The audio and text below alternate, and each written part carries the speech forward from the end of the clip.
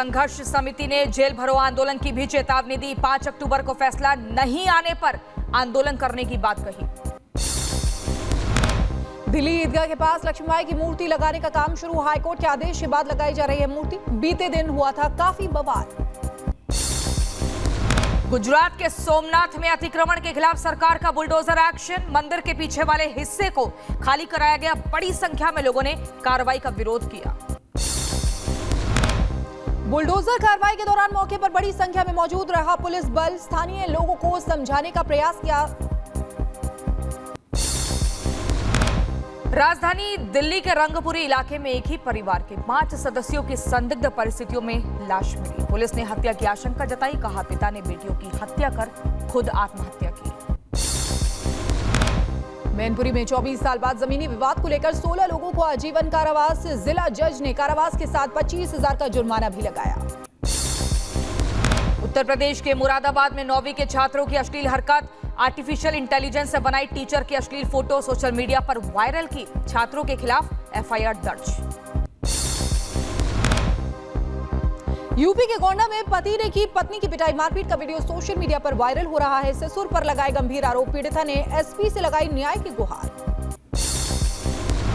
उत्तर प्रदेश के कानपुर में पुलिस और बदमाशों के बीच मुठभेड़। 2 लुटेरों को पुलिस ने गिरफ्तार किया। जवाबी कार्रवाई में एक बदमाश घायल हुआ।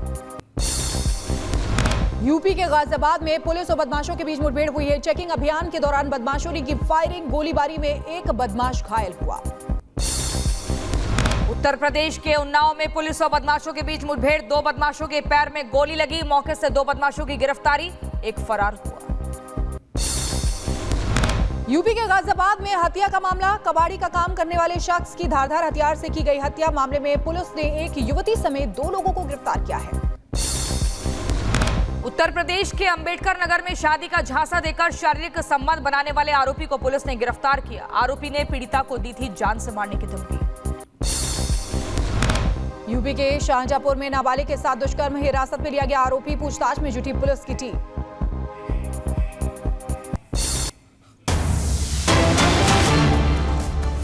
और इसी बीच बड़ी खबर, हिजबुल्लाह चीफ नसरुल्लाह मारा गया। ये बड़ी खबर मिल रही है। हिजबुल्लाह चीफ नसरुल्लाह मारा गया है। इजराइल की तरफ से ताबड़तोड़ मिसाइल अटैक किए जा रहे थे। जानकारी मिल रही है हिजबुल्लाह संगठन का जो चीफ है वो नसरुल्लाह मारा गया है।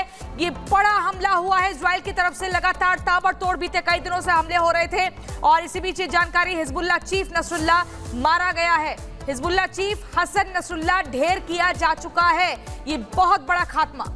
तो बड़ी खबर आपको बता रहे हैं। देखिए किस तरीके से ये ऑपरेशन लगातार चलाया गया। इजराइल लगातार हमले कर रहा था। बेरूत में इजराइल की सेना ने मिसाइलें दागी और बीते शुक्रवार को किस तरीके से भीषण हमला ये माना जा रहा है, सबसे भीषण हमला ये इजराइल की तरफ से किया गया, जिसमें ये बड़ी खबर आ रही है। हिजबुल्लाह चीफ नसरुल्लाह जिसे मारा गया है, इससे पहले जितने भी इसके कमांडर थे और नंबर 2 जो था उसको भी यहाँ पर ढेर किया गया था और अब हिजबुल्लाह का चीफ भी मारा गया है। आपको बता दें हिजबुल्लाह के हेडक्वार्टर को निशाना बनाया गया इजराइल की तरफ से। आईडीएफ के मिसाइल हमले में कई इमारतें भी ध्वस्त हुई।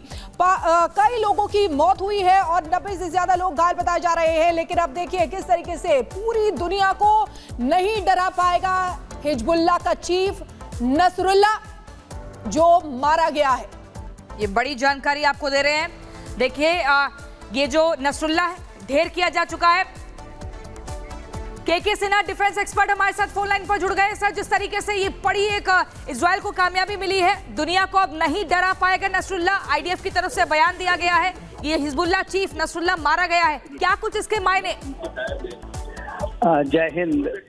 देखिए वेस्ट एशिया के अंदर में जिस तरह से ये हूती, हमास और हिजबुल्लाह का चल रहा था और ये पूरी चीजें पूरी दुनिया के लिए एक बहुत बड़ा आतंकवादी खतरा की तरह उभर रहा था और जिस तरह से चीजें लास्ट 1 साल से चल रही हैं, तो ये इसके पहले इस्माइल हानिया, क्योंकि वो एक टेररिस्ट ऑर्गेनाइजेशन हमास का लीडर था, इसके बाद नसरुल्लाह का मारा जाना एक बहुत बड़ी कामयाबी है, मैं मानता हूँ दुनिया के लिए, क्योंकि ये सारे नॉन स्टेट एक्टर्स हैं, टेररिस्ट ऑर्गेनाइजेशन के हेड हैं, जो कि दुनिया की पूरी परिस्थितियों को बदल सकते हैं। तो जियो स्ट्रेटेजिकली आप देखिएगा वेस्ट एशिया में ये जो कार्रवाई इजराइल ने की है और बहुत ही उनका इसके ऊपर में बलिदान रहा है, 7 अक्टूबर पिछले साल के बाद से आज तक के लिए। तो वो बहुत बड़ा एक जियो स्ट्रेटेजिक चेंजेस हैं और आप देखिएगा पूरे वेस्ट एशिया में ये चीजें बदलती हुई दिखाई देंगी। बिल्कुल के सिन्हा सर, जिस तरीके से इजराइल की तरफ से हमास का खात्मा किया गया, हमास के बाद अगर कोई बहुत बड़ा दुश्मन था इजराइल का तो वो हिजबुल्लाह, क्योंकि 7 अक्टूबर वो याद होगा जब बर्बरता की गई थी और हमास का साथ लगातार हिजबुल्लाह ने दिया था। और बीते दिनों जिस तरीके से हमले इजराइल की तरफ से किए जा रहे थे, हिजबुल्लाह की कमर पहले ही टूट चुकी थी और अब मारा गया।